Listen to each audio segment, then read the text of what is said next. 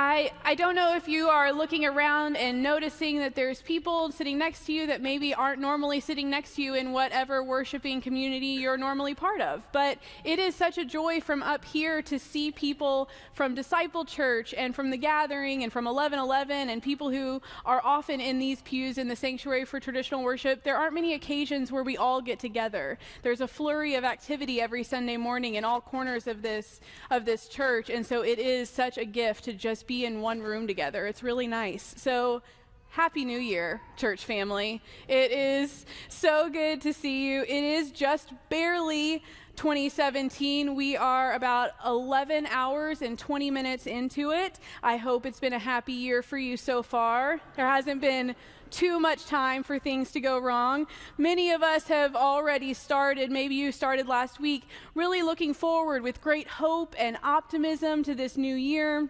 We have maybe even started making our very realistic resolutions, the ones that we know that we can maintain through this year and maybe even beyond this year. And we may have also started making our unrealistic resolutions, those that we know are probably going to flame out by this time next week, but we have to try. We have to try. So either way, today we're looking forward. The old year is behind us and the new year is ahead. We have new goals, new dreams, new possibility, but I am not ready yet. I'm not over 2016. I'm still holding on a little bit, and not because it was the best year of my life, and not because I am lacking hope and optimism about 2017. It's because I love year-end countdowns. I love them. I love lists. I love the best of. I love the top 10. I get so excited when I agree, and I get so angry when they get it wrong, in my always very humble opinion. I feel somehow personally wounded when something that should obviously be on the list isn't, and even more so when something makes the cut that shouldn't. I anticipate number one. I watch and I listen and I click and I wait. I labor through commercial breaks and through online ads. I love it. I eat it up. So roughly the last 2 weeks of every year are filled with these countdowns, beyond the ones that we find on just about every TV channel and radio station. A quick Google search will get you the best movies of 2016, compiled by so many different people. The 10 best restaurants of 2016, the 20 best books of 2016, according to 36 different best of lists. The best albums of 2016, the 2016 International Best Dressed list, the 2016 top downtowns, and interestingly, Plano made the cut. And my personal favorite, the top 20 best lists of 2016. I think that maybe I enjoy this so much because it looks back fondly. It doesn't include the disappointment or the failures of the year. It's just the good stuff. While none of these lists are perfect or comprehensive, they're fun. They're just fun. They set you free to simply enjoy what is good for just a minute. It's just refreshing, isn't it? It's just refreshing. So focusing on the good of the past was exactly what this prophet was calling on Israel to do in the passage that Tom read this morning. They needed this reminder badly. Israel was not in a good place. You can't read that necessarily into this text, but in the framework around it, they're not in a good place, y'all. They watched the destruction of Jerusalem and the profaning of the temple by the Babylonians. They had returned from exile expecting this to be joyous and bountiful, a great relief and a refreshing exhale, but instead they found extreme hardship. They were facing these repeated frustrations in the attempt to rebuild their community and their structures and their practices. They were battered by difficulty and filled with doubt. They obviously felt that God had neglected them. They felt like God had not shown them compassion, that God allowed them to be defeated by their enemies.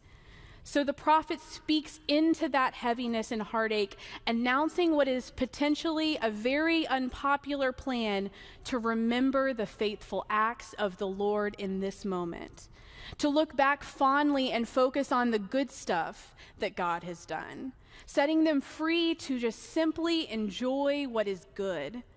So couched in this prayer of longing and yearning in this communal lament are the three little verses that we read today, this honest effort squeezed in by the prophet to remember the good and beautiful and compassionate and merciful God of the covenant.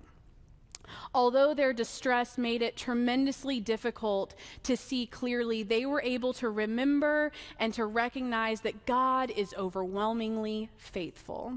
And they remembered that it has not always been this bad. Israel's circumstances left them understandably distressed. They were fearful and hopeless, frustrated and filled with doubt. And if you're listening at all to many of our politicians and our news anchors, and maybe even our friends on social media, you might be thinking that the past year has left us in similar distress. News outlets have been reminding us in these last 2 weeks what a tumultuous year it was with their own versions of year-end countdowns. They've reminded us in the last couple weeks of some of the good that 2016 brought. The Chicago Cubs won the World Series for the first time in 108 years. Fan or not, you have to be happy for them. Michael Phelps made a triumphant Olympic return. Leonardo DiCaprio finally won an Oscar. And the giant panda is no longer considered an endangered species. These seem maybe small, but they are great and good things. But these news outlets have focused mostly on the ugly and the harsh of the year. We have to be honest about it. We waded through a historically divisive presidential election together. We grieved the deaths of beloved celebrities and pop culture icons. We saw horrible images of terrorist attacks in Orlando and beyond. We feared the reach of Zika and its effects. We watched Aleppo crumble and refugees flee their homes. We saw evidence of the tragic results of distrust between police and their communities all over our country and even next door. So maybe our local community and our global community is crying out for God with the Israelites, feeling understandably distressed or fearful or hopeless or frustrated or filled with doubt. And if we zoom in tighter, we remember the events that made this year uniquely ours, uniquely mine. Some of us saw great joy. We saw new birth and new jobs, new relationships, memorable experiences, maybe special trips. But we had our own set of pain too. We lost loved ones this year. We had jobs terminated this year. Some of our relationships faded and we faced loneliness. We may have suffered illness and addiction. We parented difficult children. We cared for aging parents. We silently suffered infertility, and the stress and pressure just weighed us down. So maybe some of us find ourselves individually crying out for God with the Israelites. Are we like they were, feeling distressed or fearful or hopeless or frustrated or filled with doubt? Maybe. Maybe some of us are. And I bring none of this up to wound you, or to bring you down, or to make you regret coming to church on a holiday. I bring it up because it's real, and because the church shouldn't avoid the harsh and the ugly realities that we can also plainly see. The days following Christmas can bring to light some of the harsh and ugly that has been hiding under the festivities and the holiday cheer. The gifts have all been unwrapped now. We have returned from travel. Our bank accounts maybe feel a little hit.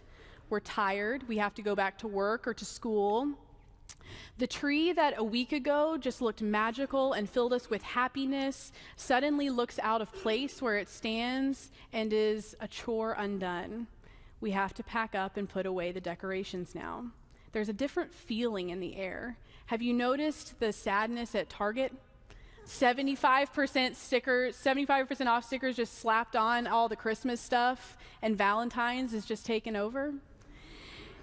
These days that we're in right now have a way of exposing these unmet expectations for the season and the regrets from the year that has gone by. Maybe our expectations haven't been met, but neither had the Israelites. They were disappointed, but they were able to look back and remember God's graciousness in the face of distress. They remembered fondly the powerful works of God who had made things right for them time and again. In spite of their unmet expectations for their current circumstances, they gratefully remembered the way that God had delivered them from Egyptian captivity. They remembered that God desires freedom for God's people, that God has cared for them and shown concern for them. This helped them pray with hope, with real hope in their current condition.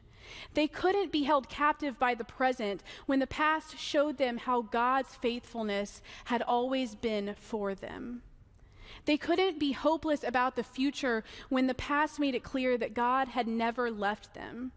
So let's follow their lead. Let's look back and remember fondly God's graciousness. In spite of our unmet holiday expectations, our disappointments from the year gone by, the harsh and ugly stuff of the world, we can remember the amazing grace just 1 week ago. 1 week ago, on Christmas, we celebrated again the birth of Jesus Christ. We remembered that God tore open the heavens to be with us. We remembered that God arrived as a helpless and vulnerable child. We remembered that God chose to be among us, to be fully in solidarity with all who suffer. We remembered that in Jesus Christ, God brought peace and hope and love and joy to the world. And maybe, most importantly, we remembered the power of God's presence in all that we face. God has been present with God's people through the entire arc of history, through all that 2016 has brought us, and God is present with us now in this very moment. In all the ways that 2016 was fraught with pain, it may have been hard for some of us to notice, but God has remained faithful and present. God has been right here. Last week, my parents came in town from Tennessee to celebrate Christmas with me and Michael and James. Both of their birthdays fall the 2 weeks after Christmas, which is very difficult gift giving for a child, I have to tell you. But Michael and I wanted to take them to one of our favorite restaurants in Grapevine, so we made a 6:30 reservation. We packed James up in his car seat and collected everything that we would need to keep him occupied and happy in a restaurant where his potential fussiness would not go unnoticed. Everyone was in the car, including the baby. All I had to do was grab the keys from the table that's right by the door, and we'd be off, no problem. But the keys to my car were not on the table next to the door where they almost always are. So my mom sat in the car trying to keep James happy while my dad and Michael and I searched the house high and low. I went so far as looking in the fridge. Like, it was so illogical. Places were the only thing that was where they were gonna come up at this point. I was shaking out toys and couch pillows were on the floor. I was emptying bags that I hadn't used in weeks. Predictably, they decided to ask me where I remembered seeing them last.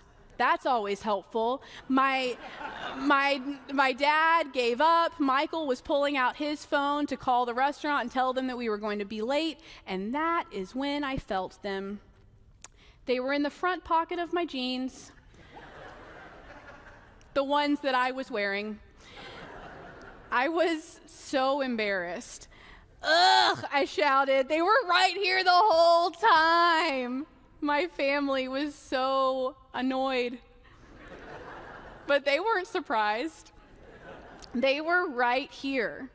They were right here. It's something that you would only say when you're not at all surprised by where you find something. Had they been in the fridge, I would have said, how did they end up here? But they were in my pocket. They were close to me, basically attached to me in a perfectly logical and unsurprising place. They were right here. That's how we should feel when we remember God's presence. when we remember God's pattern of faithfulness and closeness no matter our circumstances. God has been right here the whole time. If we search our own lives high and low, we see that God has come close for us. God is right here. Of course, God is right here. God has been right here the whole time. God has been close to us in our suffering and in our healing. God is right here. God has been close to us in our chaotic world and in our desperate pursuit of peace. God is right here. God has been close to us in devastating deaths and in joyous births. God is right here. God has been close to us in stress and in success. God is right here. God has been close to us in burdens and in relief. God is right here. God has been close to us in the ordinary and in the remarkable. God is right here, and so God will be tomorrow. God's past closeness assures us of God's closeness today and always. God was always right there for the Israelites. God was right there with us all the way through 2016. God is right here with us in this moment, and God will be right here in the year ahead. God is right here. God will always be right here. I wasn't ready to say goodbye to 2016, but I think I'm ready now. I think I'm ready because I've remembered. We've remembered together. We remembered the way that God drew close to the Israelites. We remembered the way that God drew close at Christmas. We remembered the ways that God drew close to us this year. So may we be resolved this year, this new year, to focus daily on God's goodness, to recount the Lord's faithful acts, to sing the Lord's praises, to enjoy God's faithful grace in our midst, and to notice all the ways that God is right here no matter what we face. Because the God of the covenant with Israel is the God of the nativity, is the God of our lives, is the God of 2016, is the God we worship in this moment, is the God who leads us from this place, is the God of the new year, is the God who is right here. Amen. And Happy New Year.